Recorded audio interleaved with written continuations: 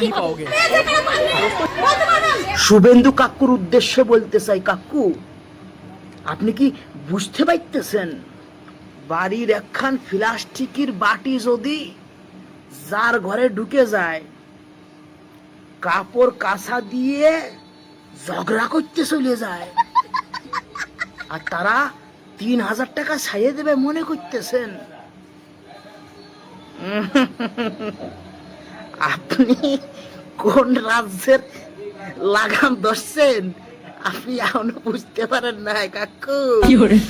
এরা যে কি দরজা ভাই, আমি একটা জিনিস বুঝতেছি রে, এই যে আমাকে পশ্চিমবঙ্গের যেই সকল কাকিমা জেঠিমারা শুভেন্দু কাকুর উপরে আঙুল তুলতেছে, মানে আমার মনে হচ্ছে যে এরা মনে হয় শুভেন্দু কাকুর কাছে টাকা জমা দিয়েছিল, সেই শুভেন্দু কাকু ওই টাকা ফেরত দিতে পারতেছে না, ওই জন্য এত রাগে গেছে।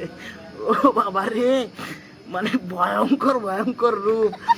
আর বাড়ির দাদা কাকা যারা আছো তোমরা একটু দেখিলাও, এই যে তোমাদের বউরা 7 তারিখে জমা দিছি, একটা 7 তারিখে জমা দিছি, এটা 8 তারিখে জমা দিছি।